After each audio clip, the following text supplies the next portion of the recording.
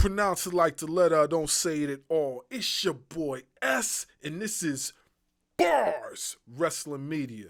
Make sure you like, share, subscribe to the channel. Hit the notification bell for more content. Coming up next, Eszgotbarz Sessions, presented by BARZ Wrestling Media.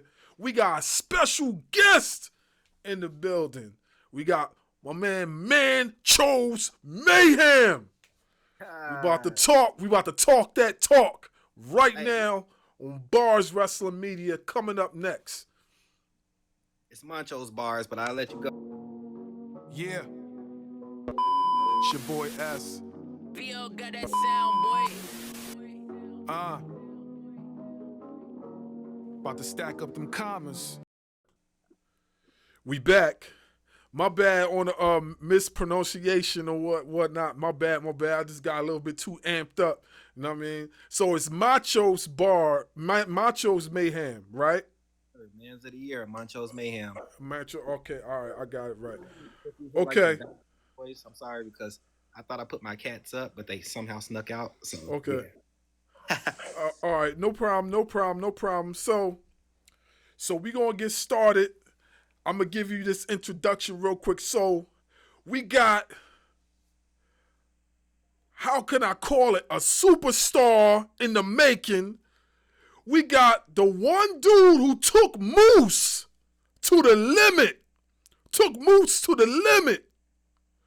We got Monchose Mayhem. Look, let me tell you something right here. This guy right here probably super kicked your favorite's favorite wrestler. He probably hurricanrana your favorite's wrestler.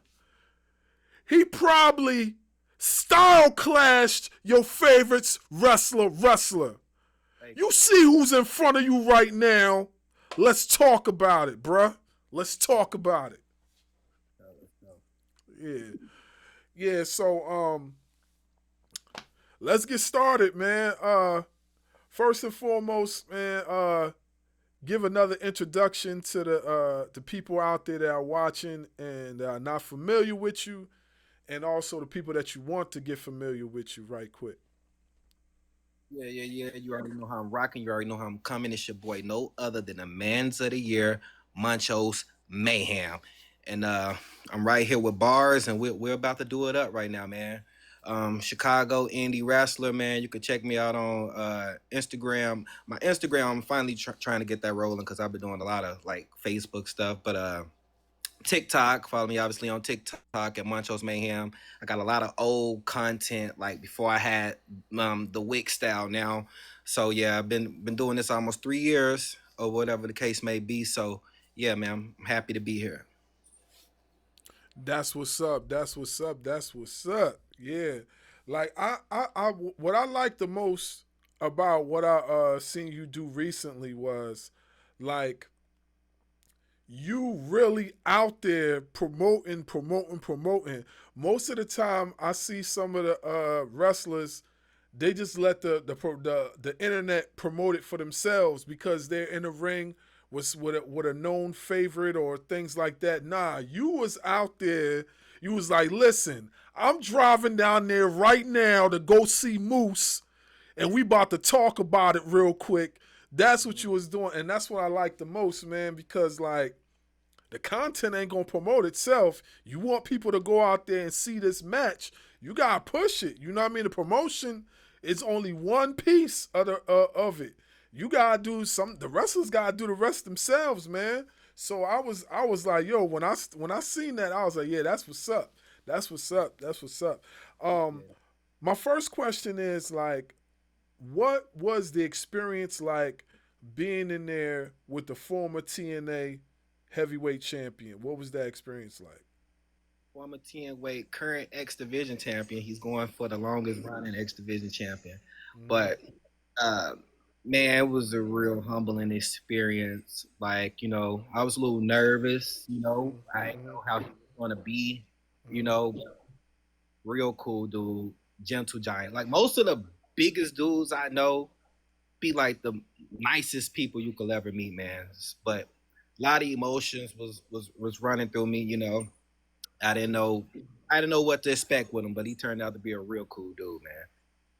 Yeah, he seems that way. I've seen a few interviews with him. He seems real down to earth. He's also Nigerian, by the way. Niger all day in the building.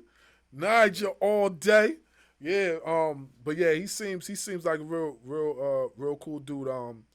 I uh I got familiar with Moose when he was in Ring of Honor. That's when Okay. I got familiar with who he was, and when Mhm. he was being managed.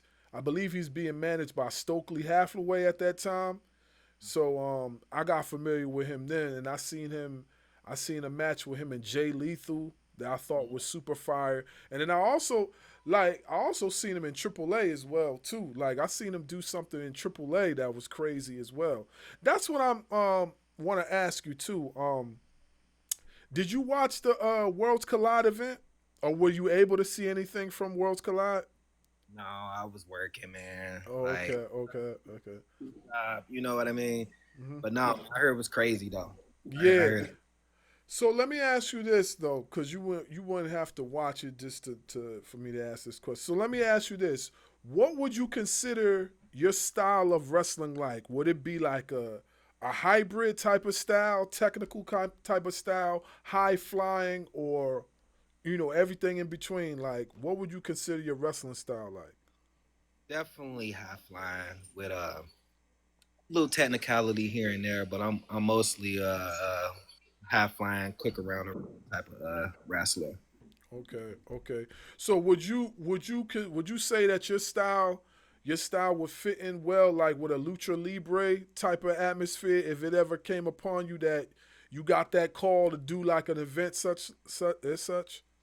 Oh yeah, definitely. We could definitely work because I pretty much just be matching their level on top because those they're constantly Yeah, right. Hmm. anything I'll be having to keep up with them, but most definitely, yeah, that would definitely. What would you say was your favorite match? I know you got 3 years in, but within those 3 years, what would you say your favorite matches were by far, and what did you learn from those matches while in the ring with these opponents? Well, my favorite or what I learned the most from. Both. My favorite will probably, and I know you will probably expect me to say the Moose match right now, but you know, obviously the most prestigious opponent I face obviously is Moose, but it will probably have to be between. I was working at a show called working at a company called PWX, and I went against Pro Wrestling Extreme, and I went against a guy. I don't even know if he's still wrestling right now, but his name is Sin, and the his group was called the Syndicate or whatever, and I feel like we put on a good fight. But also, still, I had a recent match back in November, which was like a rap battle slash wrestling match. Like me and this one guy, Jr. Lindsay, we was going at it for like 6 months, like dropping diss tracks back to back to where it kind of got lost in the sauce. Like probably between the both of us, we probably had about close to 30 diss tracks, but probably 20 of them was mine. But Hmm. that whole thing, man, it lasted from the rapping to the fight. It lasted about 30 minutes, and that's probably was one of my best matches that I feel like I've had thus far. But a match where I learned the most from was when I was wrestling. So they had like this roulette wheel type of thing where the wrestlers didn't know who they was going to face. So and God just be looking out for me, man. Like every time I don't know what's going on or feel like I'm stuck or don't know what's next, man, God always show me like chill out, I got you. So the biggest wrestler on that card at that time was Marshe Rocket. I don't know if you're familiar with him. Yeah. NWA. I Uh, remember Marche Rocket. Yeah. Hmm. okay. Ex NWA, current NWA. And what made that a learning experience for me is because we didn't know who we was facing. Like it was actually like it was like no rigged like roulette thing. Like we put our name in like a little wheel. I can't really remember exactly how it was, but all the wrestlers put our name in there, and we like rolled the thing around, and then fans stuck their hand in, and so I ended up fighting him, wrestling him, and I was like, at the time, you know, I was like, oh man, I was just begging. I'm like, please don't let it be Monchose Rocket, because I'm still pretty green. You know what I'm saying? So I'm like, just don't let it be Monchose, man, because I don't want this to be bad, you know? And because they already called my name. So I'm just saying, don't be Monchose, don't be Monchose. And Monchose Rocket. And, you know, so I go out, and he was a cool dude, but one thing, I was moving too fast in there, man. I was moving way too fast, you know. Like I said, I was still regretting. Oh, and also, not only that, the match wasn't planned. That's so that was my first Oh. time having to call a match like on the fly type. So you got a green guy, and then you got us calling a match on the fly too at the same time. So yeah, I can just let your imagination wander. The match is out there. I mean, y'all can go look it up for yourself. And Monchose Rocket versus Monchose Mayhem, but that was my biggest learning experience for fighting him. He gave me a lot of feedback backstage. You know, he kept it 100. You know, chastised me where I need to be chastised, and you know, and I just moved on. So that's like almost like a cringe night, but still like, man, I learned. You know, to not do that again. Well, when you get those type of lessons from like veterans like Marsha Rocket, um, what type of mental space does it put you in for the next encounters that you might have as far as your wrestling? Like, what are the positives that you take from it, and then what are the negatives? Because sometimes especially being fairly new to the craft, sometimes you might take it as what this person talking about, like they don't know blah blah blah whatever, because you know let's be honest, like at times, like we hold our feelings on our sleeve, and we want to do so well that at times we might run into something that, oh, it's a put we feel as if like it's a pushback, and we got to readjust.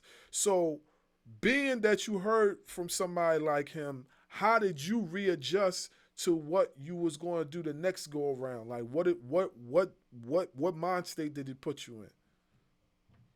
Man, live, learn, experience. Like everything that he told me that was an issue, I jotted it down up here in my memory, and practice, and just, you know, it humbled me. You know what I'm saying? It really humbled me. But it just really I just really took all the bad.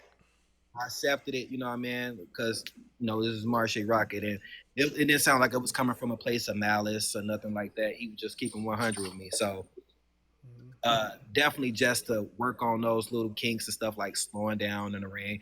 Like I got to a point where I guess I was just moving so fast. Like he was telling me like, slow down, like slow down. And I guess I was just moving so fast, like towards the end of it, he just go, take the cutter. Boom, and it was over with. So yeah. Yo, I'm gonna definitely check out that match too. I'm gonna check it out when I get an opportunity and stuff. Yeah, but that's what's up. So you basically, from what I'm understanding from you, you basically got thrown out there to the wolves on early in the game. Like it was like a sink or swim type of deal, because you face Moose, you face Marche Rocket. Is there any veteran besides those two that you have recently been in the ring with? No, I'm Okay, thinking right now. No, not yet. Not yet. good. Okay. Not yet. So basically, those two right there are the highlighted accomplishments, because being Marche Rocket, he's NWA. I believe he had a title in NWA too, didn't he? I believe so. Yeah. And then Yeah. he was also started playing like another character. I think he was like with no, don't quote me on this, but I think he was probably like a henchman for Damien Sandow. Uh, yeah. Yeah, you're right. You're right. I remember when Sandow was playing that it was like this it was almost like a character that was like a mix between like let me say like almost like a gold dust. It was like a gold dust type of character, very like flamboyant a little bit. Yeah, I forgot that. I forgot. I know what you're talking about. It's in Yeah, my head. I can see the character, but I just can't remember it was him how. and another guy, and they had on like Yeah, masks and yeah, stuff like yeah, yeah, yeah, yeah, yeah, yeah. I remember. I remember. Yeah, yeah, yeah, yeah. But yeah, man. That's what's up. That's what's up. I hear Jay Styles said we had a 10-minute mark.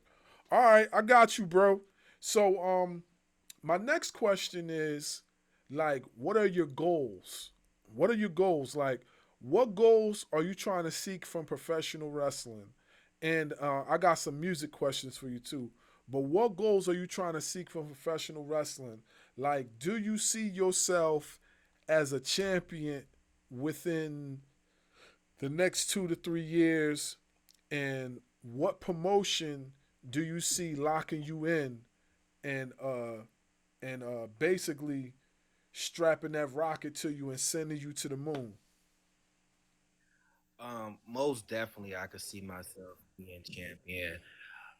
One thing I'm really, or a company I'm really locked in on with right now, and I'm gonna get that contract. You just mark my words. But TNA, I'm super locked in with TNA. Like as far as like that's where I want to go to, like where I get the TNA. You know what I'm saying? Not saying like I won't turn, like I would turn down like a contract with WWE or something like that.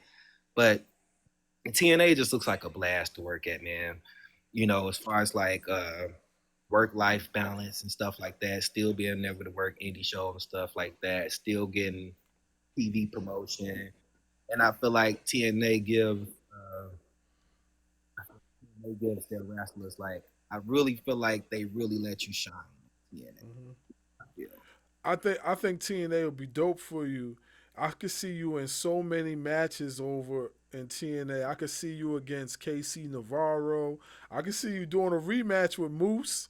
I could Okay. see you against I could see you against Mike Santana. I could see you against what's his face? Ace Austin.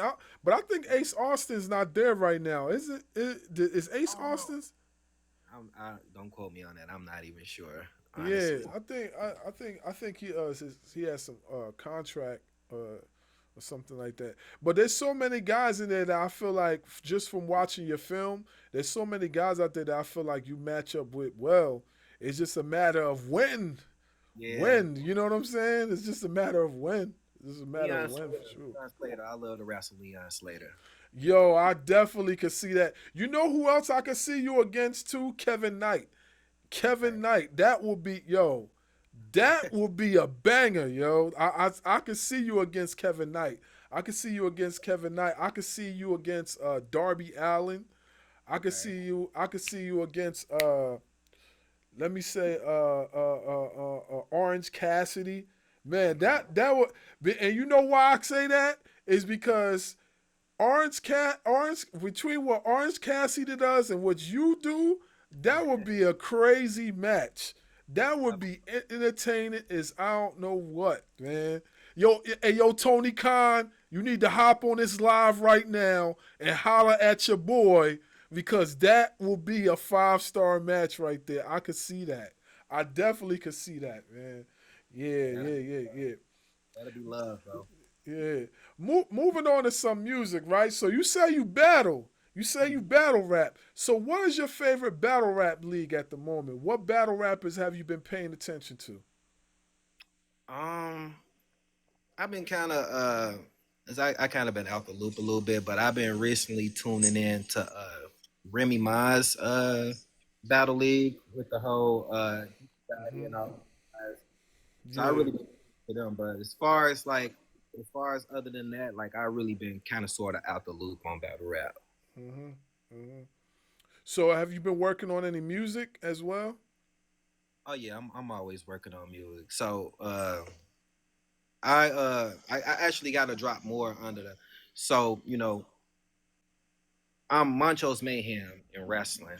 Obviously, Mm-hmm. that's my wrestling name. But I also go back to the Pizza Boy. If you Google Mm-hmm. that, Monchose Mayhem and D Money the Pizza Boy. It's like I try to keep them separate. You know what I mean? Mm-hmm. So the last music that I've been dropping under Monchose Mayhem was really just been all diss tracks against J.R. Lindsay. Like if you probably type in Monchose Mayhem, you're gonna see all like a bunch of diss tracks to J.R. Lindsay. Yeah. Mm-hmm. So I gotta uh, get into separating them two and maybe somehow figure out how to combine them. At some point. But yeah. So, but really, I'm really making music under D Money the Pizza Boy, which is my artist name. So yeah, but Monchos Mayhem and D Money the Pizza Boy is pretty much the same thing. I just don't promote it like that. But if you go on my TikTok, you will still see like me promoting stuff from D Money the Pizza Boy, which is myself. So yeah. Yeah, that's what's up. That's what's up. Man, I could tell you multiple stories, man. I've been involved in music myself. I've been rhyming since I was 11 years old. I was doing shows. I've done shows from New York Mm-hmm.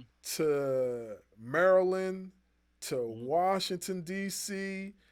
to East Rutherford all the way. I've basically covered the whole tri-state as far as hip hop. I've battled I've battled on numerous leagues. Um, I've done a lot, man. So like we got to talk some music. Know what I mean? We got to link up, man. Like I've done a lot, man. Yeah, Get bars man. on track. You feel me? Yeah, for sure, man, for sure. But my boys linked me up for the 5 minute mark.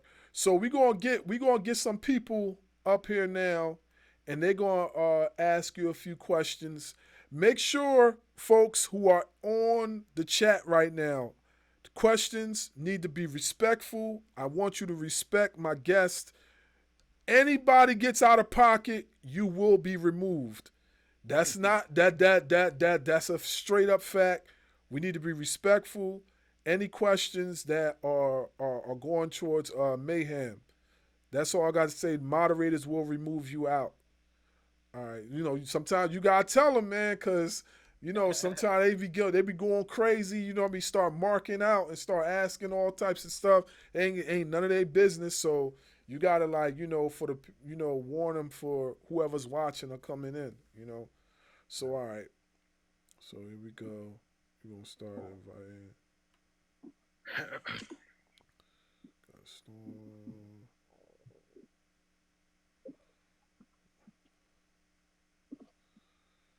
Okay. So all right.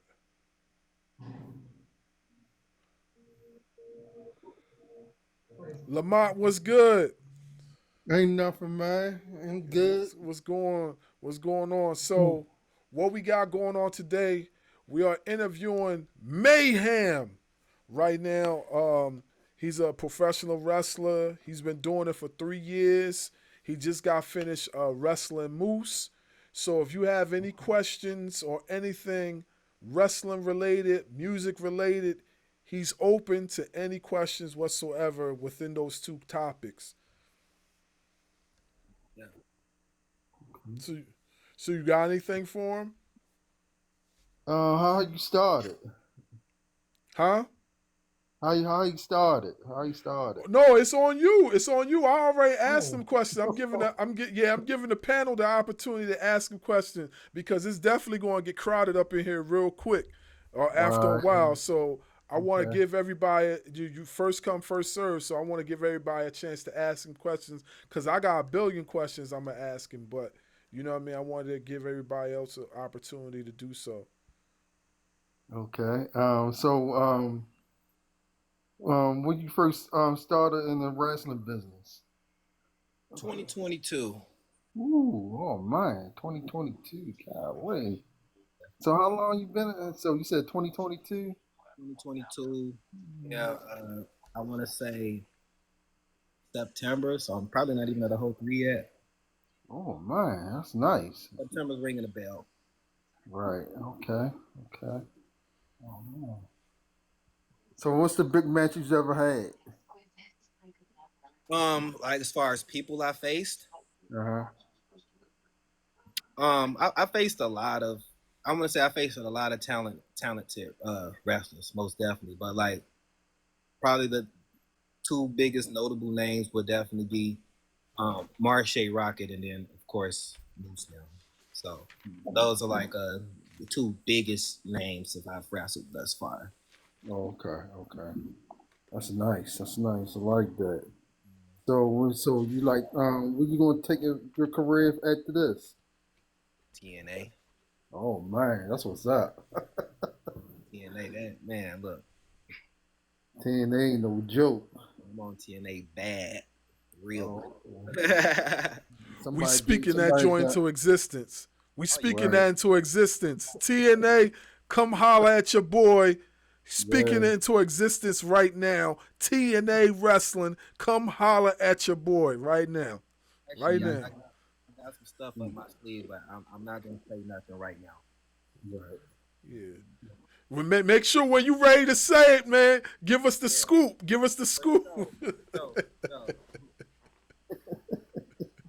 Most definitely. Yeah. Hey, Styles, do you have any questions for Monchose Mayhem?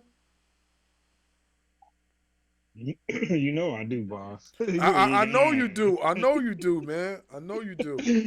I know you do. First of all, man, welcome to the live stream from Bars Media Wrestling. It's a wrestling media. I'm sorry, Bars Wrestling Media. Appreciate it. Um, Appreciate it. I'm so definitely. hear you talking about TNA. You know that's your end game.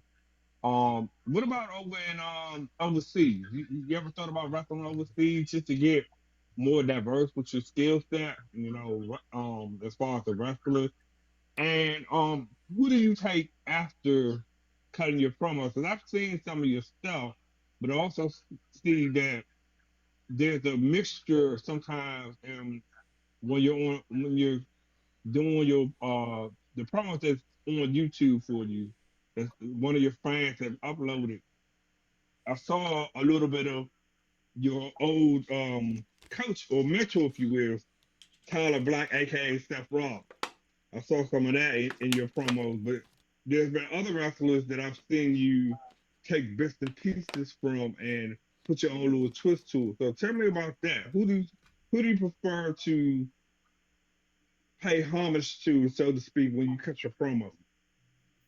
Honestly, bro, I'm such a diehard wrestling fan, like to the point where I've watched wrestling so much to where even if I stop watching it right now for the rest of my life, I will still have credibility.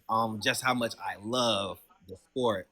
So I can't pinpoint nobody's name in particular right now. I can't really pinpoint nobody's name in particular. I honestly just go out there. Like most of my takes I do, they're not written, they're not pre-thought about. I normally just put the camera on and I go.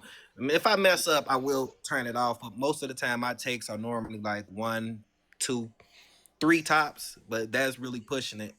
So when I'm doing that, I'm not really thinking of like anybody else. I'm just kind of just like freestyling off the head, kind of like rapping a little bit. So yeah. Okay, what about potentially wrestling overseas? Not necessarily New Japan, but just UK or maybe in Germany or other countries in their promotion, independent promotion. This to get you more of an international exposure. Have you ever thought about that?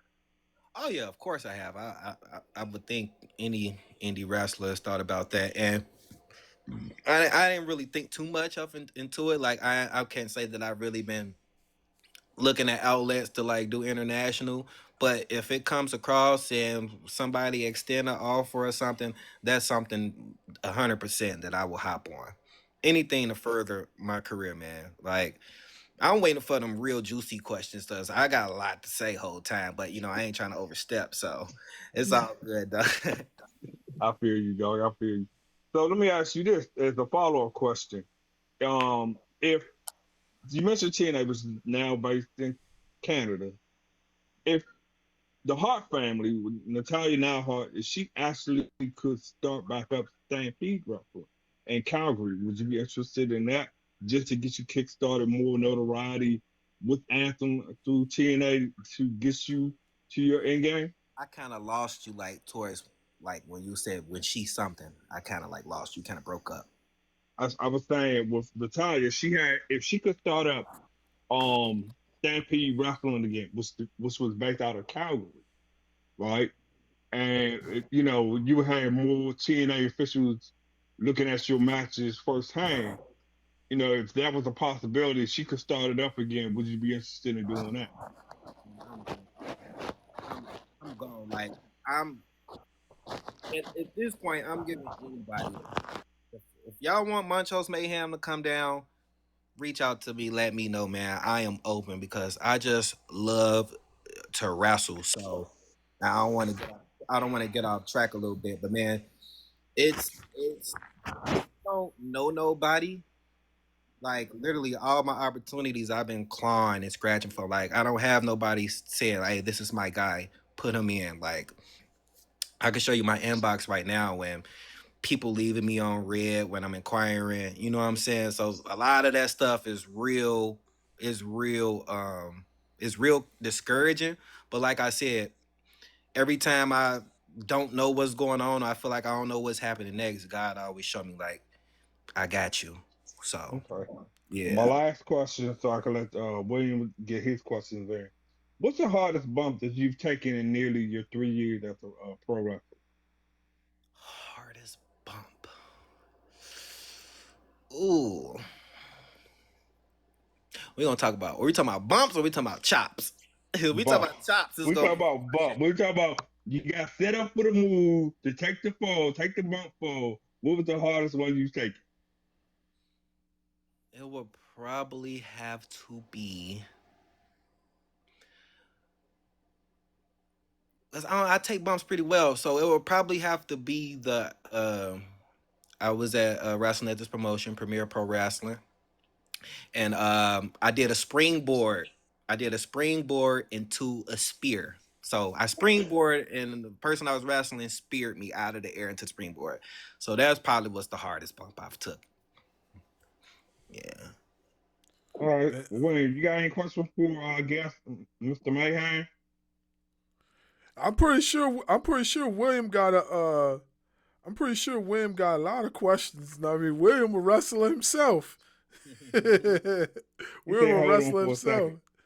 He said, hold on for a second. So, Okay. Bars, you got anything else before William Yeah, jumps I, in? I want I want to all right, so I don't know if this question was asked, so I'm going to go ahead and ask the question. Um what inspires you the most when it comes to professional wrestling? And would you consider taking the and you probably answered this question already. Would you consider taking what you do in hip hop music and what you do in professional wrestling and fuse them together and make a whole new or character as far as what you have already displayed? So I kind of remember what you said at the end, but definitely Monchose Mayhem is essentially is like a character of music. Like my theme song that I come out to is Man's of the Year. That's me on the vocals type. You Mm-hmm. know what I mean? So my whole persona is pretty much like, and that's another thing, bro. Like I could really go off track. I'm doing what I'm allowed, man.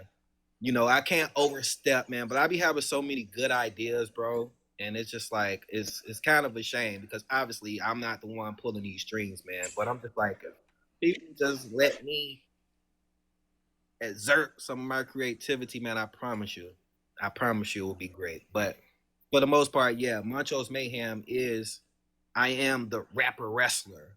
If that makes we just like I said the November event versus JR Lindsay, we was on the fires for that. Like the it was called Rap Attack.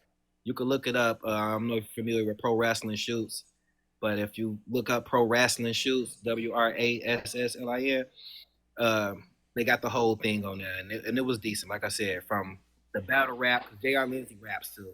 From the battle rapping to the wrestling, yeah. Yeah, that's what's up. That is definitely what's up. I'm going to check that out for sure.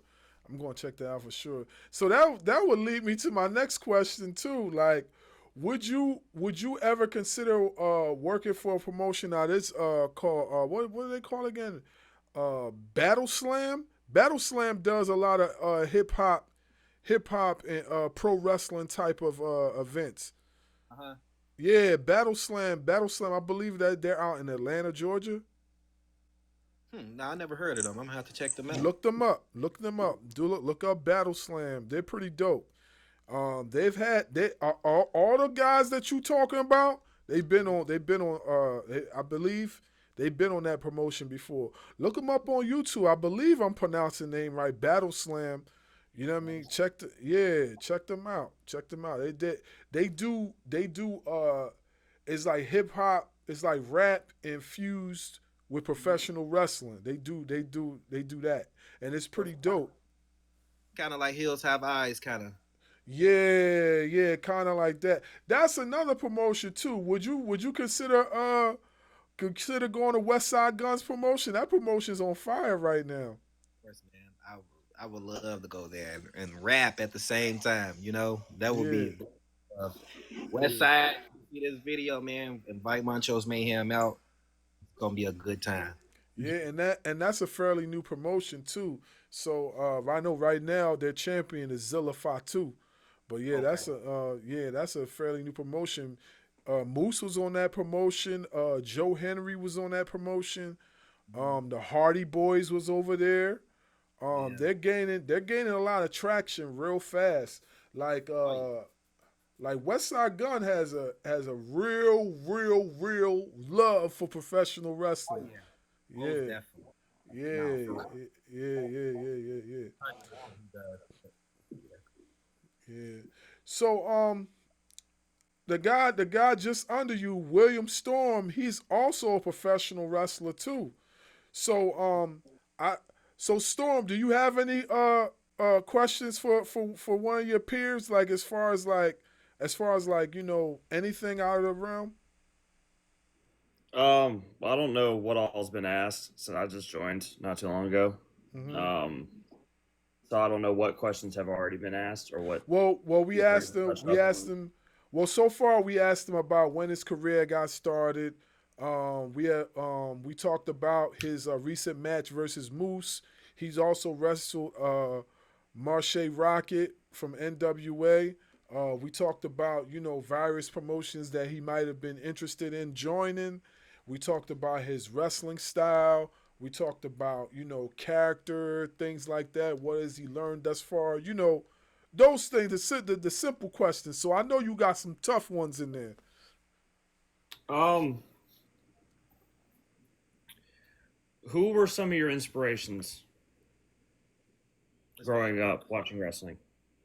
Like, were there any superstars that you enjoyed watching that one day you said, I want to pattern my style off of them?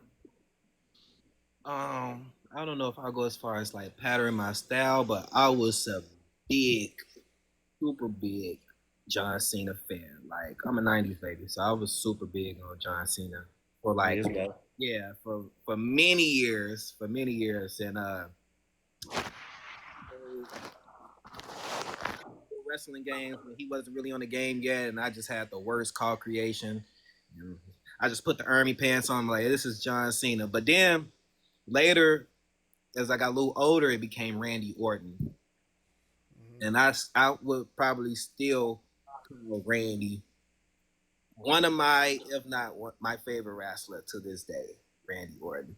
But a lot of new guys that I really like too. I'm a big fan of Carmelo Hayes. I love what he does in the ring. Mhm. So Okay.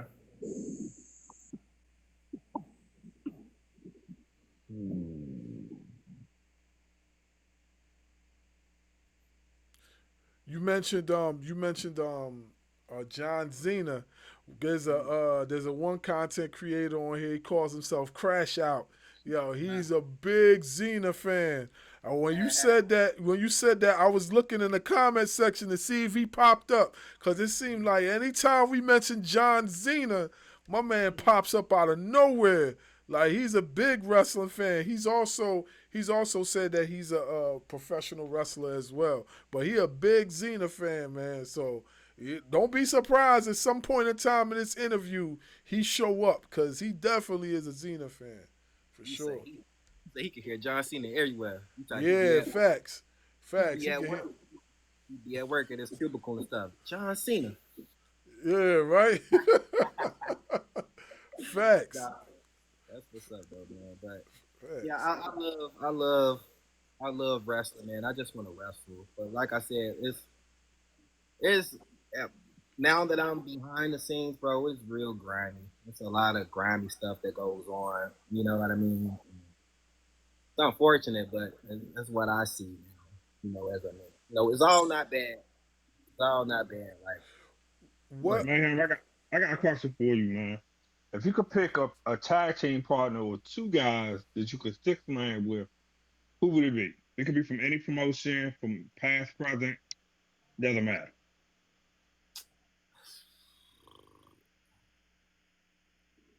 not just playing with. I'm gonna give you three. I'll do uh Montez and I always forget. What's the Montez and what's the other guy? Angelo Dawkins. Dawkins. I'm sorry, my bad, Dawkins. Dawkins. I'll do the Rascals from TNA. Uh, Matt, Jeff. Uh, yeah, most definitely. Those. Same question, Wayne. Who would your either tag team partner or six man you would pair up with? I and this is dating back to the Black and Gold NXT days, but I would team with the Undisputed Era.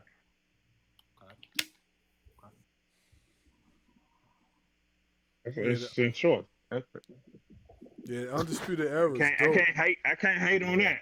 That's interesting. Mhm. I would say this, guys. If I was a professional wrestler, because I'm older than both you guys, if I had to pick somebody from the past, um, I would go Mr. Wonderful Paul Orndorff as one of my partners, and my other partner, if it's a six man, my two partners will be from the Terry Bam Bam Gordy and Michael P.S. Hayes, the Fabulous Freebird. Okay. Okay. I'm not too familiar with them. I have to look 'em. I'm a big face guy too, so I might see your face and be like, oh, okay. Yeah, if it was me personally, I would have to say my partners would be Sheldon Benjamin, and you know what I mean, cause right, I'm a big Hurt Syndicate fan, so it would be Sheldon Benjamin, cause I felt like I could learn a lot of technical, you know what I mean, ways on how to like dismantle my opposition from somebody like him. Um, as far as the like strength wise, Bobby Lashley is just a beast. Yeah. Is a beast. He's an athletic specimen like no other. You know what I mean? So I would say like as far as them right now, the Hurt Syndicate, and then like honorable mention, I would say between Kenny Omega or Will Osprey. Okay. As for yeah, as far as like having a faction or whatever like that. But yeah, but yeah, Back on that Shelton. Back on Shelton, I feel like he should have been WWE champion. At least one, if not multiple times, bro. Like I hate talent. I hate to see talent like that. You know, wash there because he still look good for his age, but you spend a lot of your good years there. I'm talking about prime. You can't tell me it's not no way when you look at a lot of the champions that were champions that not even there no more that was champion. There's no way Shelton should be one of those guys. Yeah, I agree with you. I feel like he is a lot of youthful years that he had in WWE, and there was points of his career that they didn't capitalize on, and that he should have been world champion at those points, but they didn't do it. I don't know why. And if we really, and honestly speaking, like if we're gonna talk about like promos, oh, he can't talk and can't do this. Okay, well, that's what you have a manager for. You understand? Wherever the wrestler is lacking as far as promo, the manager can capitalize on that and big up the wrestler and put the wrestler in the position to promo himself eventually. Look at Brock Lesnar. Brock Lesnar, a prime example of that. How many promos did we really see Brock Lesnar cut in his career? He ain't cut that many. He ain't cut that many. Now that you said that, Six. I It's can't been six even since think he of let Paul Heyman go. You know what I'm saying? Six. And then if you count those other promos that he had, when Paul Heyman was around, but he's kind of was like in the shadows or whatever. He ain't really cut that many promos neither. And the thing is, the way the promos was cut, even if he did cut the promos, the way they were cut, they were protecting their possession.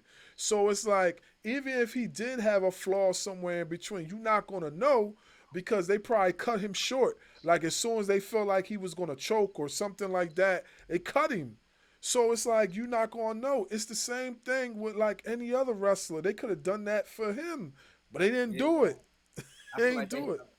I feel like they have tunnel vision on who they want or expect the star to look like, and then sometimes it just don't land. You know what I mean? Hmm.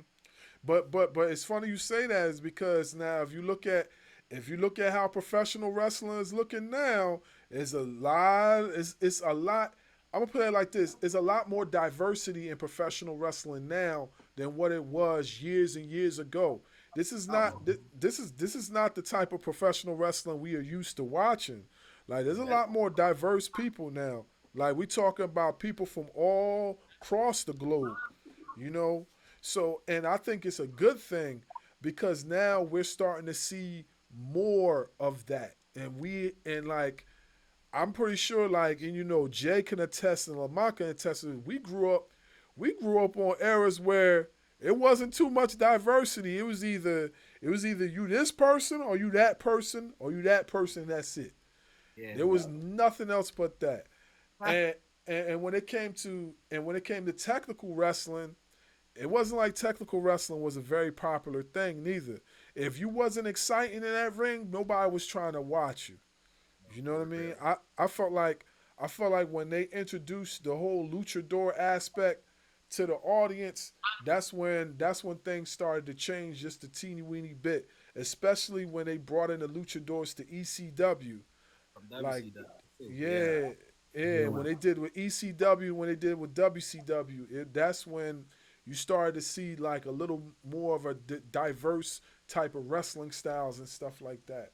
So They really, I don't mean to cut anybody off, but that actually came from up there in Stampede in Toronto too, because Chris Benoit before he was um Chris Benoit that we knew in the US television, he was wrestling under a mask for a good minute, as the Tiger Kid. Then when he went over to Japan and he had those stellar matches with Dynamite Kid, who then had changed his name to the Pegasus Kid, and Chris Benoit was still wearing a mask then. It wasn't until guys like Scott Flash Norton, um, Mhm.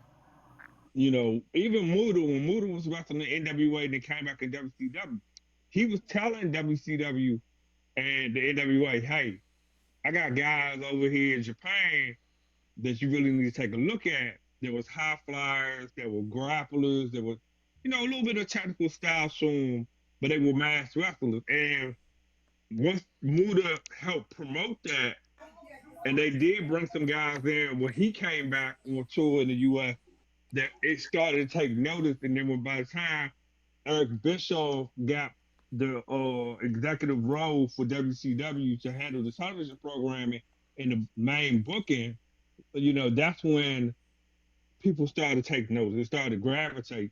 But it was there, bro, when we were coming up. The technical style, people love technical wrestling back in the early 80s. It wasn't until when Hogan became champion, the whole grappler aspect trajected to where it was from 83 all the way into like 92, 93, pre-attitude era, the ending of the Federation era. Yeah. He's showing his IQ right now, man. Oh yeah, that's my people's, man. That's why we call him the wrestling historian. Like my man got dates. He got landmarks. He could tell you every single title. Like, yo, he really about that life, man. Like, yeah, he about that life, man. Hey, Saint, Hey, what's man. good, bro? What's going on? That's like thanks just listening in. Hey, what's going on, Bars? I'm chilling, man. Thank you for having me on. I'm actually right here peeping this MIB PLE at the moment, but anytime you invite me to come on, I can always make time for that. How y'all doing? We doing good. We doing good. Right now, we was conducting an interview with Monchose Mayham, and we got a few panelists up here, asking questions and stuff like that. And if you have any questions for them, you definitely are welcome, to ask them anything you would like. Oh, okay. I mean, I can't honestly think of anything at the moment. But I did come on hearing you ask about. I'm sorry. Give me a second. Cut that out. Doggone dog trying to eat the couch like doggone Gary on SpongeBob. Okay. Oh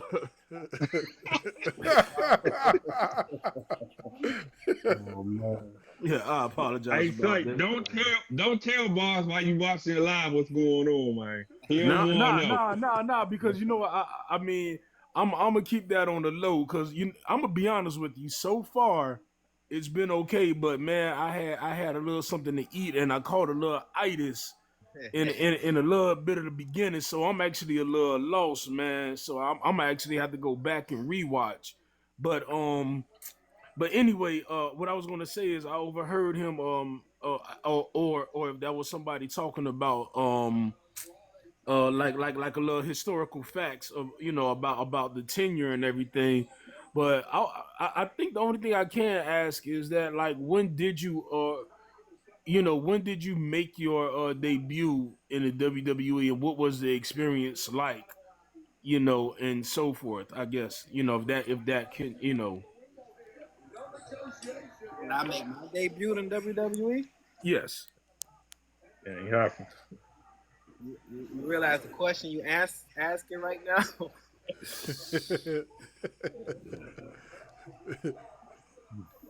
Hey, I mean, I'm just trying to, You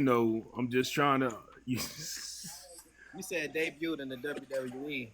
yeah, I like how you talking though. I get it all the time. Yeah. I hear it all the time. I debuted it back 2022 in a Battle Royal Chicago style wrestling. That was my first time ever being in the ring.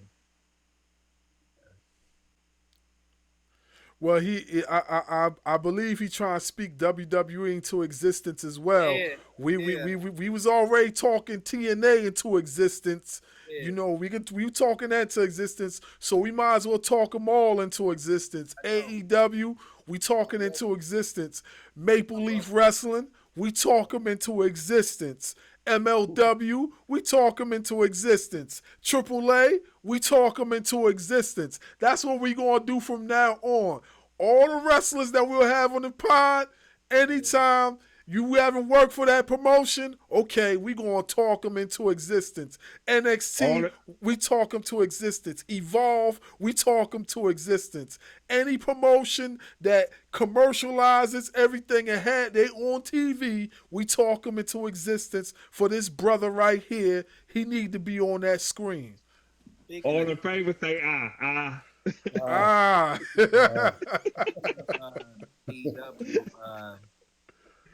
AEW, me and Sky Blue wrestled for two of the same promotions, and I was honestly at the last show before she left and did her AEW thing.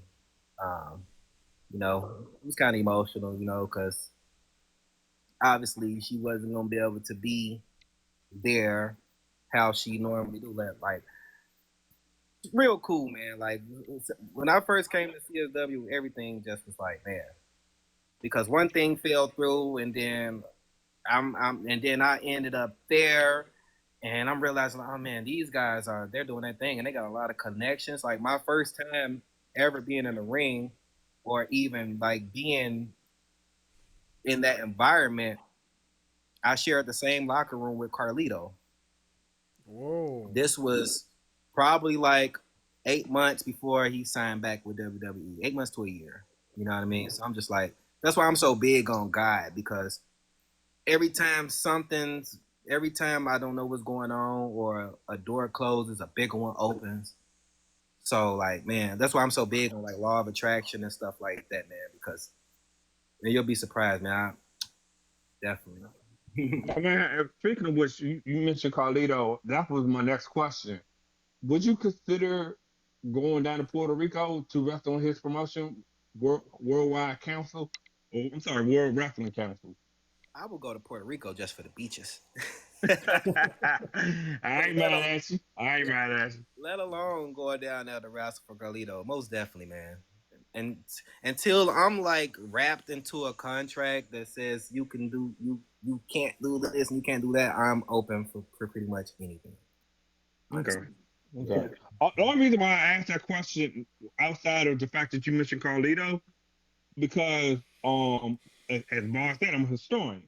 So I remember where a lot of wrestlers weren't too thrilled to go down. They were very skeptical and hesitant to go down there, especially if they didn't have Caribbean heritage or Latin American heritage in them, because of what happened back in the mid '80s with I'm not sure if you're familiar with this wrestler, even though he may be a little too too far before you were born. Bruiser Brody was murdered in Puerto Rico. Okay. Okay.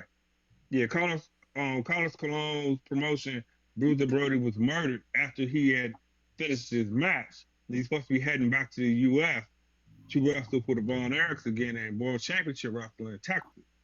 So after that incident, outside of hot stuff, Eddie Gilbert, who technically he was an American, but he was Latin American based on his mother's side of the family.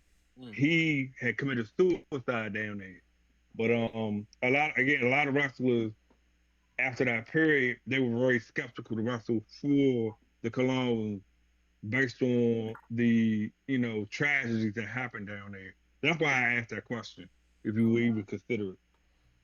You know what? That's new music to my ears, and I'm actually gonna go do my research on that after that. But if I was around that time and that happened, I would have definitely been like, yeah, I don't know, especially being a person of color.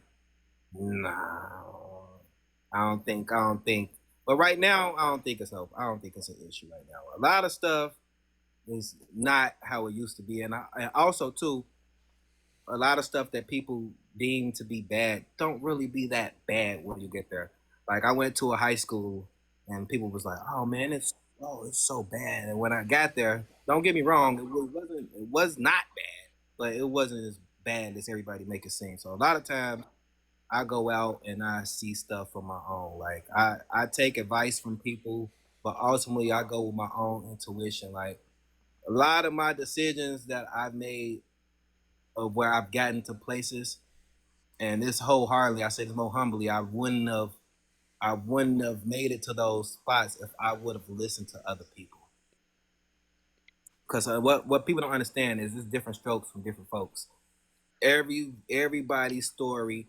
Chris Brown didn't get on the same way that Mario got on. You know what I'm saying? Like so, there's ways for everybody to eat, but everybody got their own individual time. Let me ask you a question, good brother. I don't know if this, if you, and maybe if you were asked this earlier, but who did you train under, and like where did you go for your training? Training Steve Boz, I'm sorry, say it again. Steve Boz, Steve Boz. yeah, Okay. Chicago legend, and I also did some stuff in Wait, I can. Wait, hold on. You sound mumble. I couldn't hear you from the last part. yeah. So Steve Boz over at CSW in Chicago, and also in Woodstock, I did some stuff over there with PPW, which is Premier Pro Wrestling under Randy Rusi. So yeah.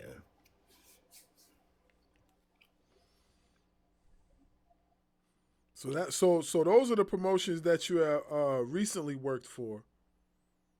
Are those the promotions you said? What are the promotions I recently worked for? No, no. I'm saying those are the promotions that you recently have worked for. Those was like towards the beginning, like I started Okay, up. okay. All right. Are about to see a return of Monchose Mayhem to CSW, Chicago Style Wrestling. Keep it. Okay. Okay, yeah, we're gonna be looking out for that. We're gonna be definitely looking out for that. That would be dope. That would be dope. So, it's crazy, right? It's crazy, right? Remember we was talking about John Cena, right? Now I don't even know if that's a real John Cena page at the bottom of the chat, but somebody definitely popped in there and was like John Cena, or With the somebody. Z? That was like the John Cena spelled right and everything, but I'm almost 100% sure that's not really John Cena. That's somebody else, some fan or whatever. But yeah, you know what I mean. But yeah, that's crazy. Like we were talking about it, and then somebody just popped in the chat named John Cena. That's funny. Nah, that's hilarious. Yeah. Question now, and I don't even know if I asked you this question before um, during our interview, but I'm gonna ask you now. You said you pay attention to you pay attention to Remy Ma's league. Yeah. If you were to get into battle rap, what league do you feel fits your style? That's a good question, man. I haven't like battled rap since like I was really heavy with it like around the Smack DVDs era. Smack Fight Club. You know what I'm saying? With 40 Cal and Sirius Jones and those guys. Yeah. So around that time I was heavy. Like I would have said that would affect me around that time. But I'm still talented. I still can do it. But I honestly feel like I could fit in anywhere, man. Although I haven't like practiced or written in that style of music because that's a whole art form. You know what I'm saying? That's a whole art form. Now that and just like regular disses like those are like two different things. Like you know what I mean? So yeah. Yeah, that's what's up. That's what's up, man. And it's funny you mentioned the DVD era of Smack. Like, man, the DVD era of Smack was epic. From Math Hoffa to Mook to Cassidy when he did the diss. He did that diss record or diss freestyle. Um, man, Rex. there was T Rex when he battled Uncasa. Oh man, like there's so many classics the Mook and Sirius Jones battle. I still watch that battle to this day.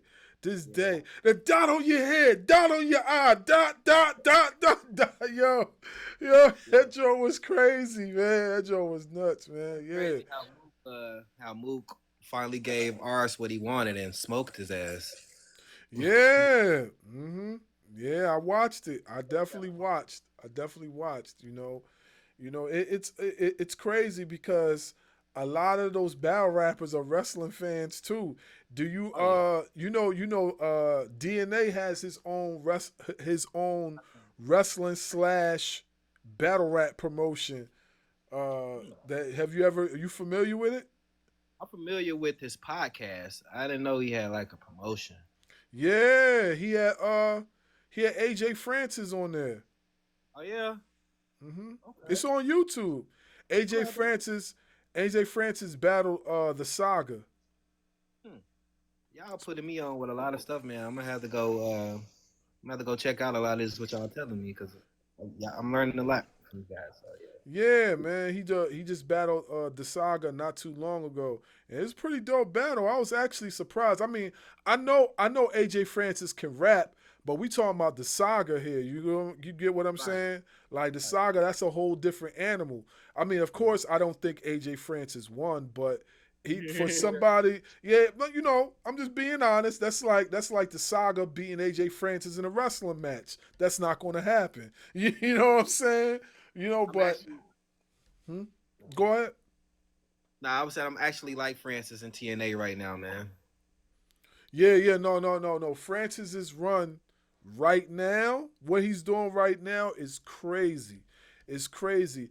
I feel like if WWE had just you know what it is, right?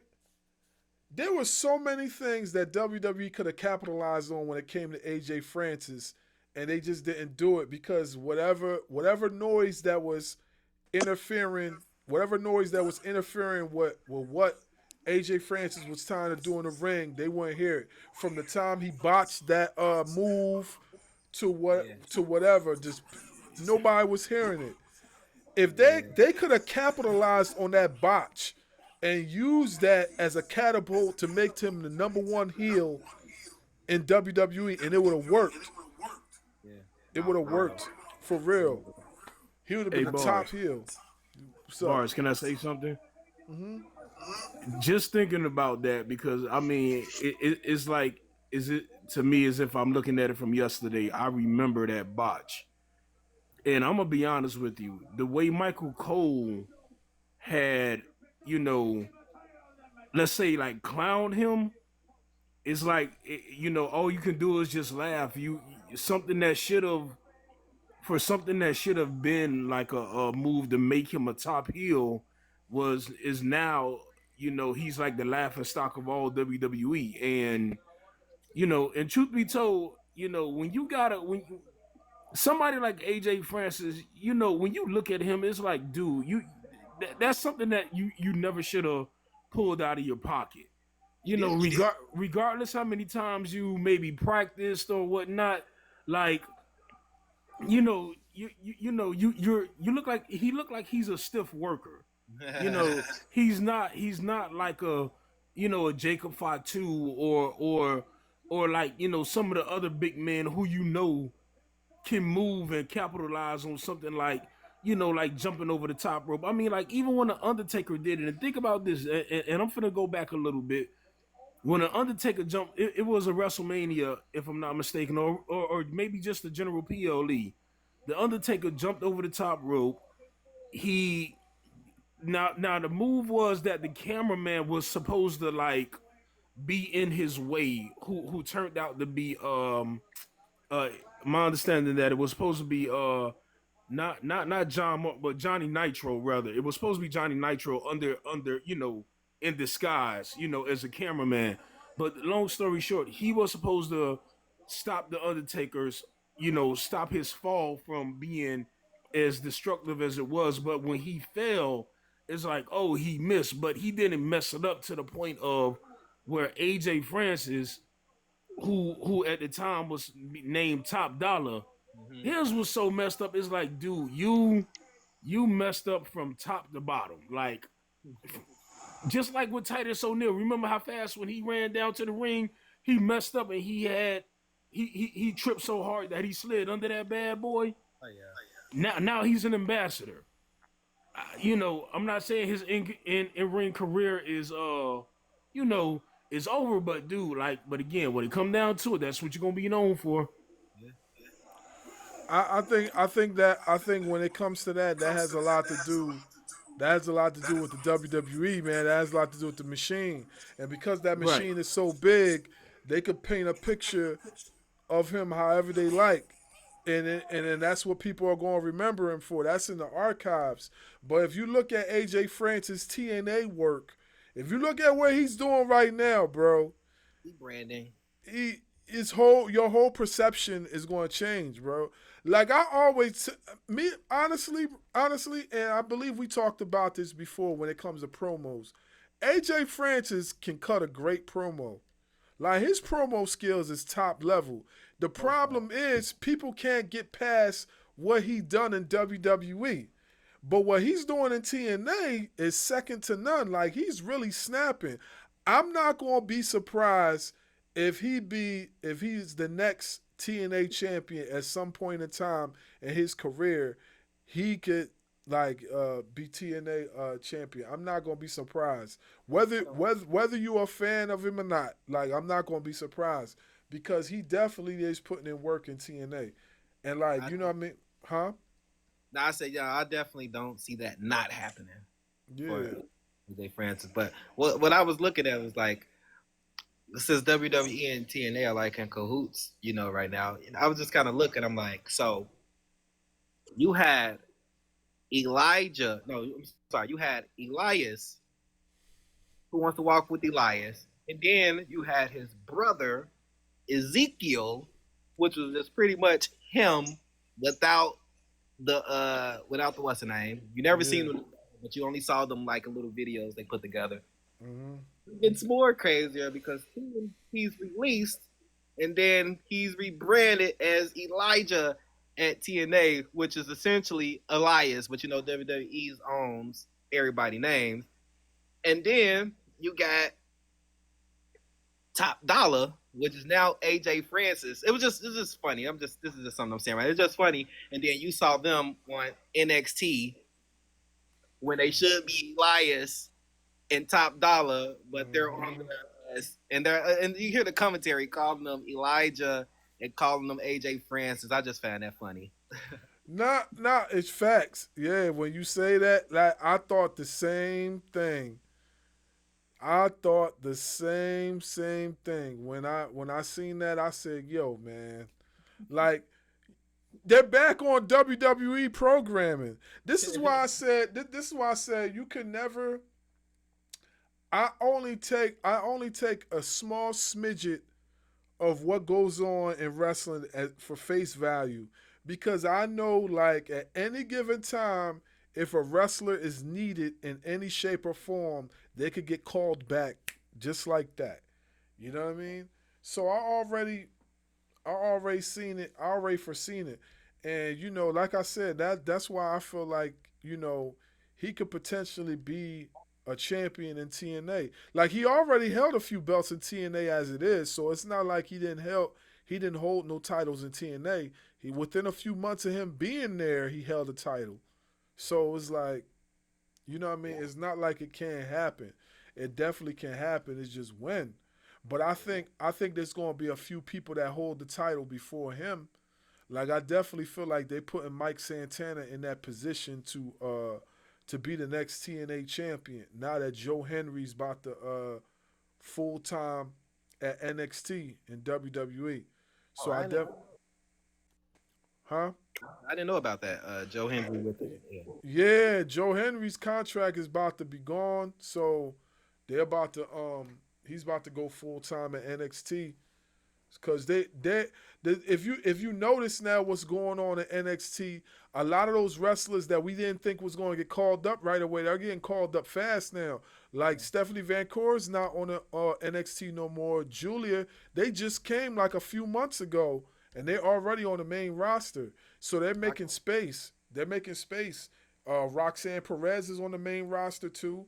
Um, so I feel like they're setting it up so that Jordan Grace could be the next women's champion, because I notice people are complaining about JC Jane, who is now the women's champion in NXT, but I feel like she's going to end up being a transitional champion, because what's going to probably happen is that it's going to be a setup for Jordan Grace to be the next women's champion over in NXT. That's how I'm looking at it, because her championship win came out of nowhere. Like, you know how usually you can anticipate if you see somebody about to win. No one seen JC Jane winning that title. No one. It'd be the best. Huh? It's always the best when you don't see it coming from a mile away. I did not see it coming. Like, I was just like, what? What? And I'm not mad at it. I'm just feeling like, if they, let's see how they going to map out the story, because I want to be proven wrong.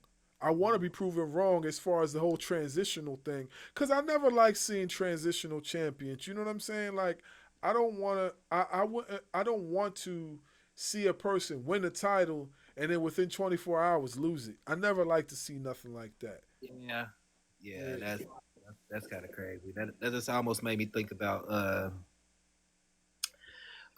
what's his name? Austin Theory's Money in the Bank run. Right. Yep. Or when your boy beat Rey Mysterio the next day, or what was it, Monday Night Raw, SmackDown, and took the world title from him just like that. I was like, man, that was rough. Like I said, these promotions and stuff, they got the right to push whoever they want to push, man. And just little do they know that, if you're not already a star yourself, or you got the star power and you just need the platform, really career, man, if you just do the right thing. Yeah, no, absolutely, yeah, it's true. It definitely happened to Indy Hartwell. It definitely happened with her too. She should have had her reign longer too, but they definitely took the title from her early in the game. Things Hey like man, I got a question for you though. Gimmick matches. What's your favorite gimmick match that you would like to take place in, and what's one gimmick match you would never put yourself into? Speaking of gimmick, I got something coming up. I got something coming up where I'm supposed to be playing like a country cowboy.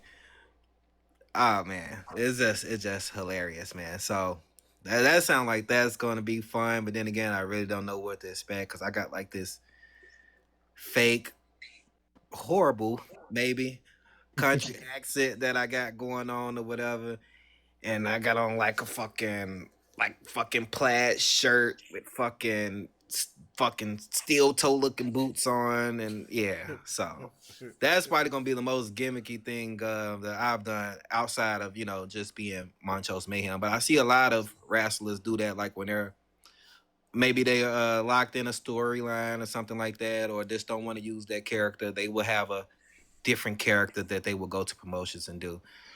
But as Now I was far gonna say, what about matches like hardcore? Would you yeah, or extreme matches? Would you get into those, or what about like your hey look, um I guess death matches, if you will?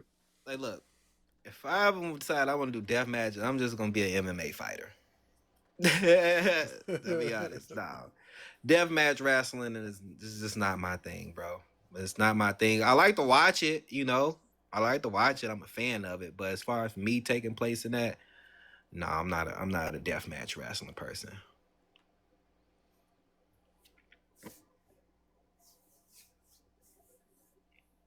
All right, so I want to welcome. I want to welcome. I want to welcome Swift into onto the panel.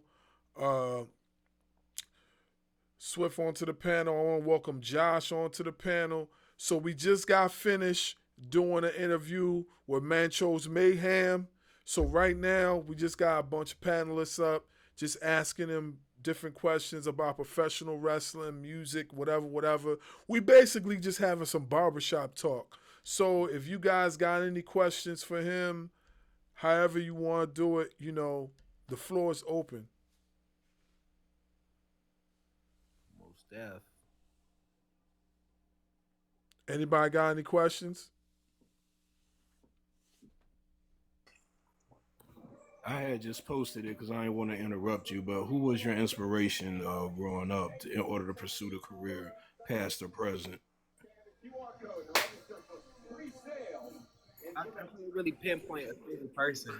I was just a fan of wrestling. Like I love to the point where like when wrestling was off TV, I would go literally find everything. Like it's channel 19 out here, our local access channel. I'll fucking watch channel 19 or channel 25 and I'll see some wrestling going on in the high school gym. I just wanted to wrestle. Like it didn't matter. Like I love wrestling so much as a whole. Like I love the business as itself.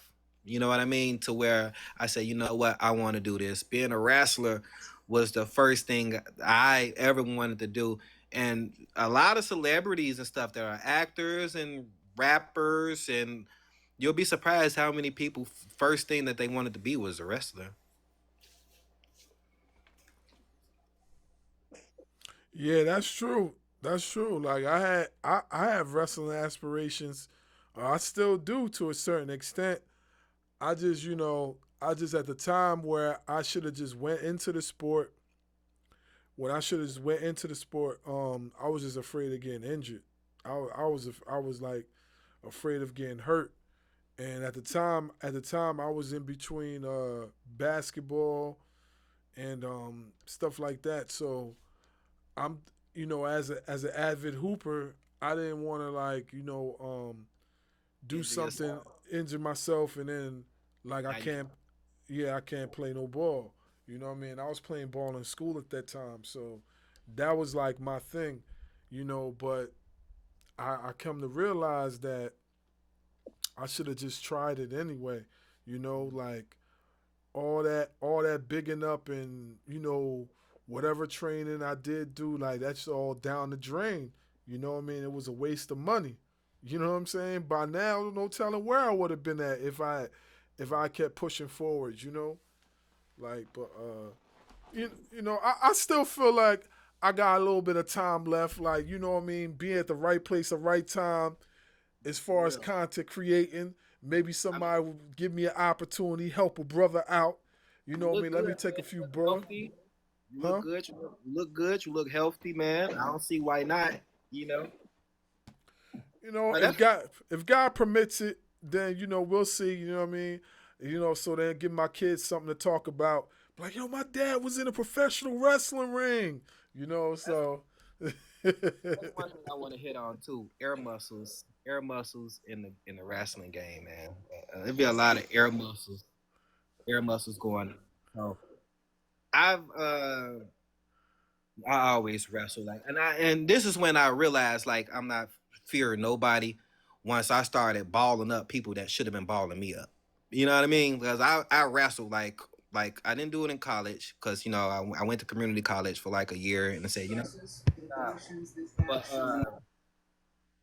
one thing I remember in high school, man, uh, I was everybody knew me. Everybody knew me on the wrestling team for just like going like they knew that I was the man. Like they know if anybody lost or anything that I was gonna get the points for us type. You know what I mean? So around this time, I started getting into some outside stuff, not like getting in trouble, but like getting into some stuff that was distracting me from coming to practice at the time. So I was always strong. So I wrestled against two schools, Taft and Hyde Park.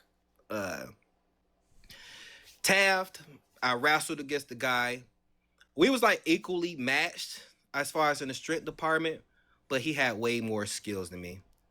So, and that's because I was into some stuff to where I wasn't coming to practice and stuff to where my coach had to put me to the side one time. It was like, you know, and man, Monchose, what's going on, man? Like, you like wrestling, don't you? And I'm like, yeah, I do. You know, because he knew, like, man, this is not you. Like, I expect more out of you. So I'm gonna make this real quick. So wrestling Taft, the match goes on. The guy beats me. He didn't pin me, but you know, wrestling, that type of style of wrestling is a point system. So he ended with a lot of points. So I was mad. Like, I was real mad after that. So when you're at a wrestling meet, like in grammar school and high school type, you know what I mean, or I think college, obviously college too. When you got multiple schools there, you have your match, and as a match is going on the floor, you have the two people who are up next on the side warming up. So this is after I lost the match, and I said, you know what, the next motherfucker I get in the ring with, he's finna get it. So, and it was on the mat, obviously. So I see him, man, and you know, we're in high school, and this guy is like, I'm talking about, and he's over there, right? Because we're like staring, like, I'm on this side of the mat, he's on that side of the mat, and he's just staring me down, and he's just doing his Brock Lesnar thing. He's, you know what I'm saying? Like, he finna go crazy. So, more of the story short, when the match started, put 20 seconds on the clock. The man was down and pinned within 20 seconds. The whole match was over. He got up like, what? So at that moment, I realized, yeah, fear nobody, man. Because if you seen him and you had to bet, you probably would have put your money on him. When I say the match was over in 20 seconds, it was over in 20 seconds, bro. Like, seriously. So, yeah. That's what's up. That's what's up. So you have an intercollegiate background when it comes to professional wrestling. Oh, yeah. City champs in grammar school, if that counts for anything. Oh, it definitely does. Let me just Hold say, on, whoa, shows. whoa. Pump your brakes, bro. Pump your brakes, bro. Listen here. Before you say anything, bro. Like you got excuse the brother Blackwing. He's very passionate about professional wrestling, but I just want to map out the rules and regulations to the brother. You know what I'm saying? So he understand what's going on.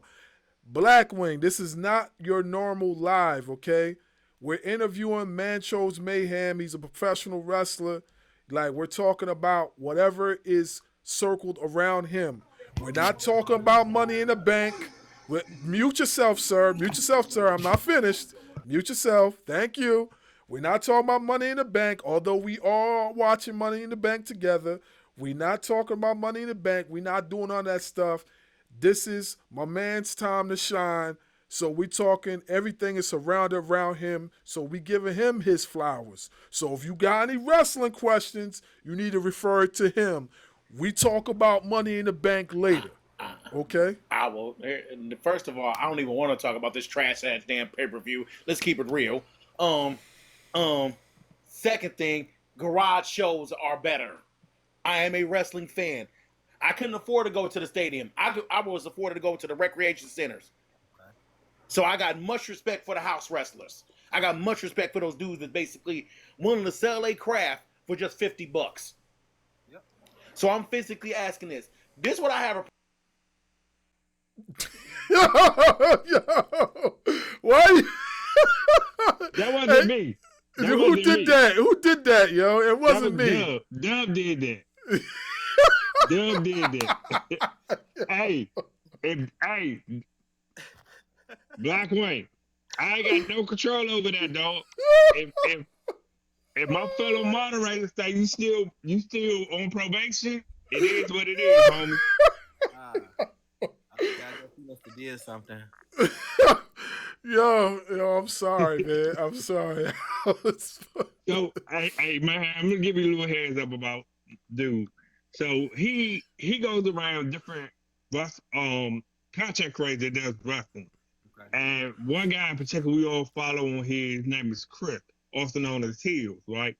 That's how we all know him from. He used to crash out over there constantly about WWE, AEW, and it got to a point where a lot of us was like, yo, you need to chill out on that. We understand you got passion as a fan, But yo, when you come into people's content, you gotta respect their content. You can't dominate the conversation, and that's basically why we decided over here to put him on probation so he can learn how to control his emotions. Okay, well, he was definitely fired up.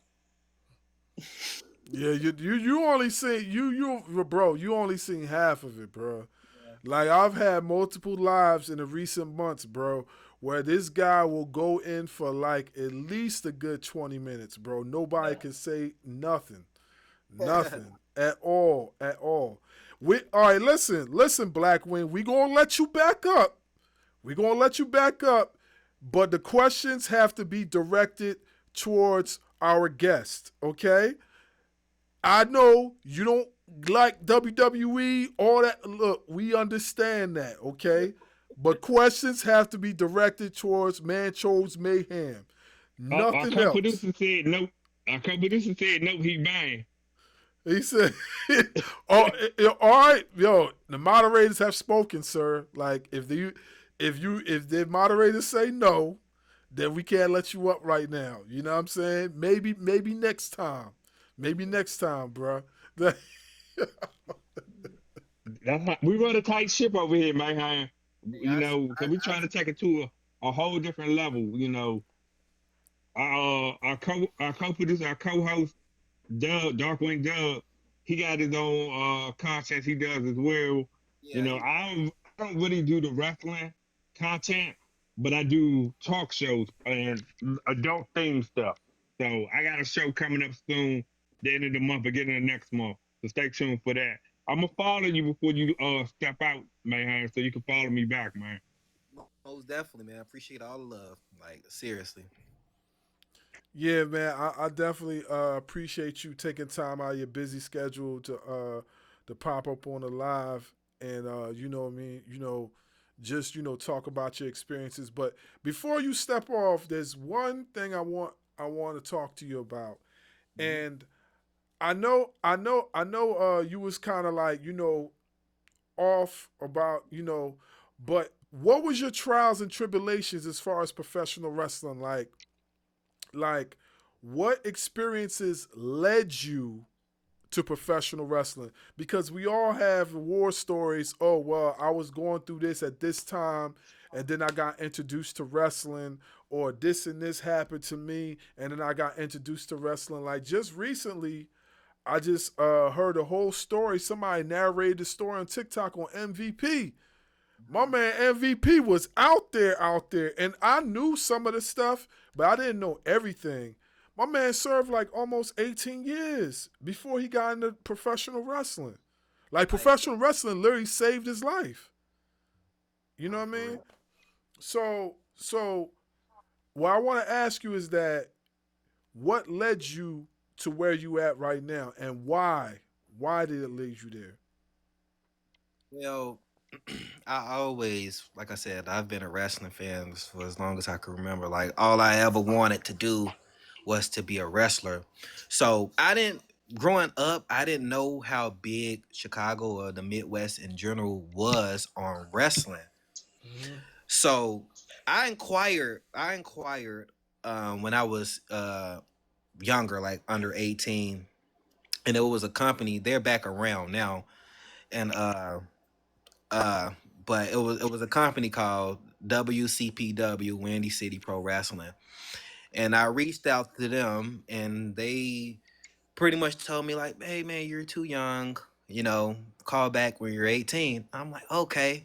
And I was just waiting to turn 18. And then when I did turn 18, I reached out and called, and they were no longer, if they were defunct at the time. They're back now, but so at that point, I just kind of like stopped thinking about it for a long time until recently, the end of 2021, I went to an AEW show, and this was when they were still like branding themselves, to who they are today.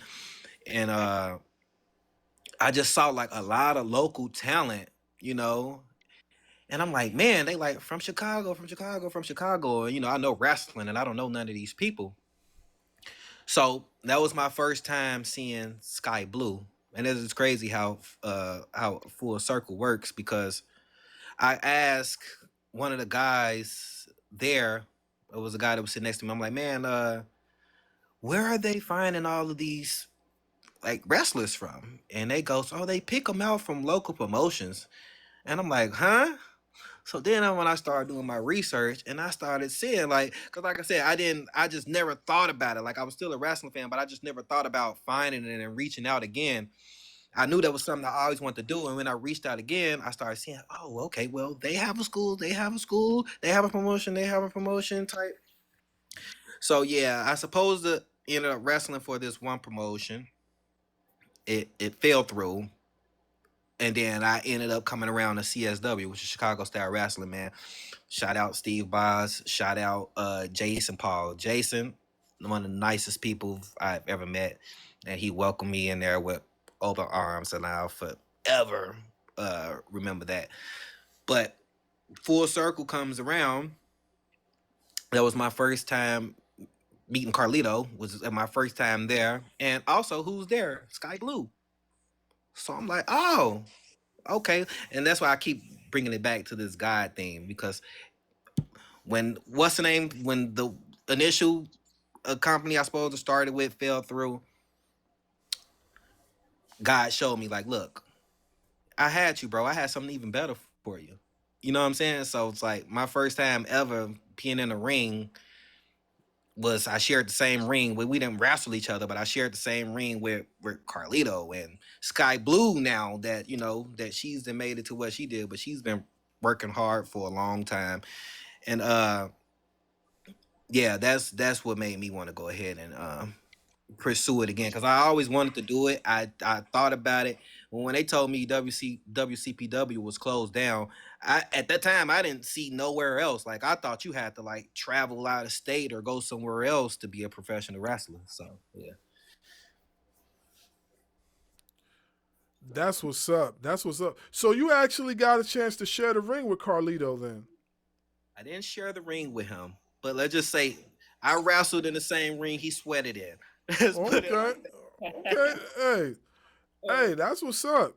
That's what's up. Yeah. It was cool. It was cool because I guess, I don't know if everybody else wasn't trying to act like fanned out or whatever, but we got to a point where it was just me and him in the locker room. And I asked him the question that I'm pretty sure he probably heard a lot of times. And I'm like, hey man, you know, why WWE never called you back? And he goes, no, I said, no. I said, why didn't you ever go back to WWE? And he looks at me and he goes, well, you know, I wanted to go back, but he said they just never called me back. This is what he told me out of his mouth. It's just me and him in there. So like I said, I don't know if people was trying to like not act fanned out, but you put me in a room with people, man, I'm gonna network, I'm gonna ask questions. You know what I mean? You supposed to, man. That's what it's about, man. You supposed to. That's what you supposed to do. You know what I mean? What's the worst they could say is no. Exactly. You know what I mean? Like, that's what you're supposed to do.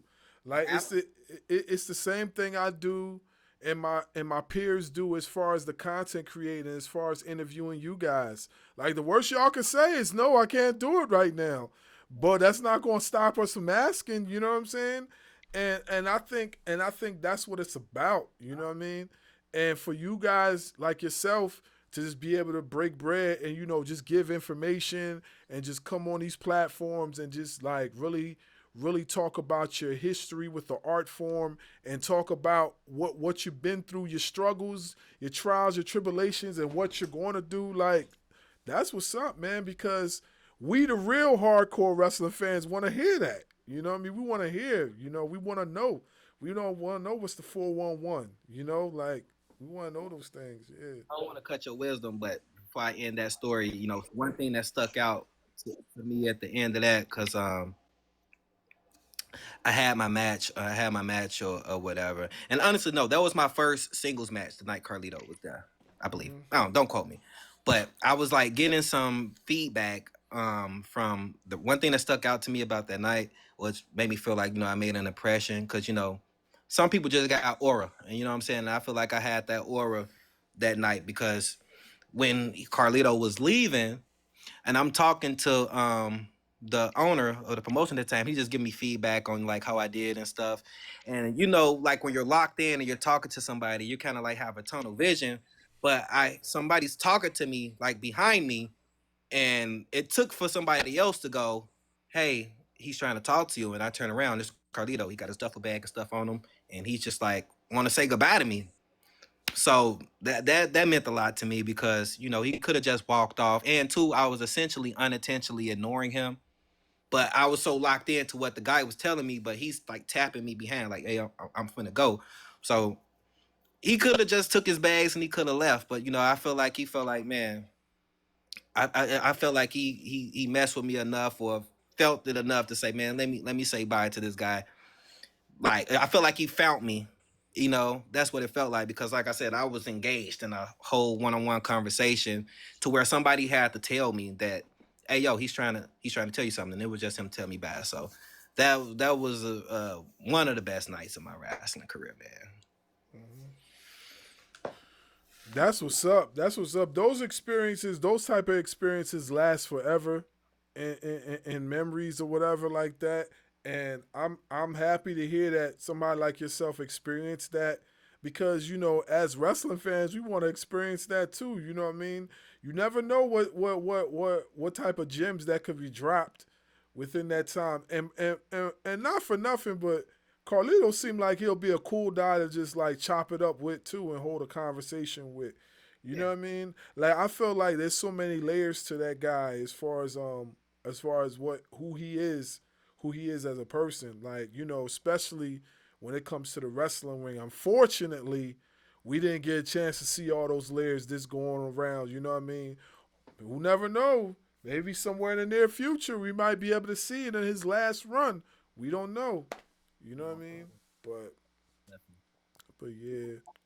But, you know, we appreciate having you on the live today, you know, and I definitely want to touch bases with you again as far as some music or whatever like that we could lock in.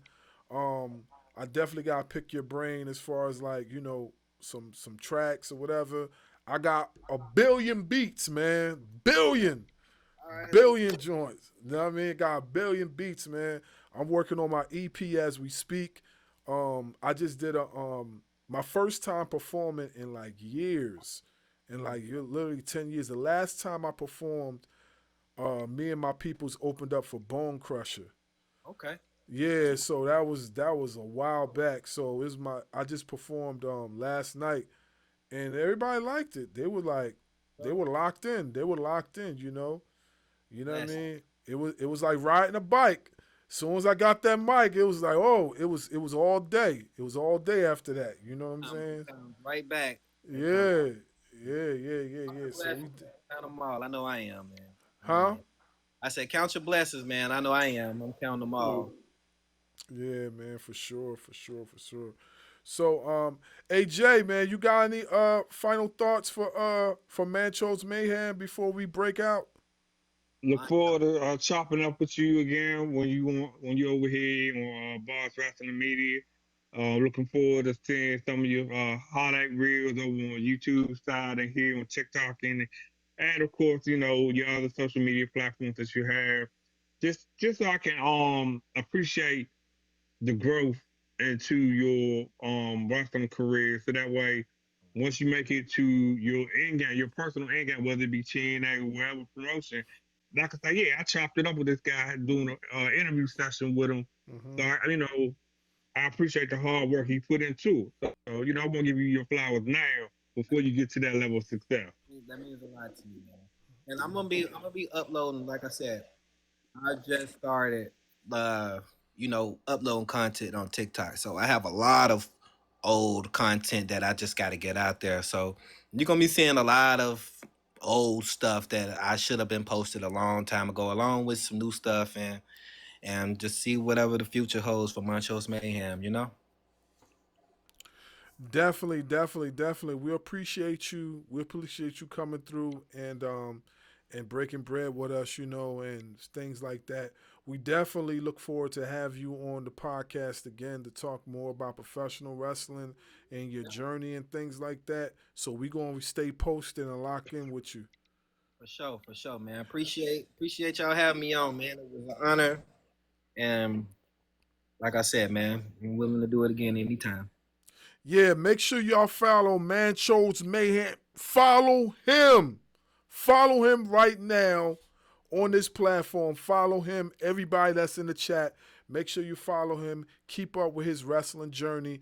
Like I told you guys, tomorrow we will be interviewing Pro Wrestler Perfection. We were supposed to interview him the other night. It didn't work out due to technical difficulties, but we'll have him on the pod tomorrow. And then we're definitely going to have some more wrestlers on the pod. We just got to get some scheduling done, but that's about it. Anyway, big shout out to Monchose Mayhem. We'll definitely be on the live again. I appreciate you guys' support. This is BARZ Wrestling Media Sessions. We'll be back with another one.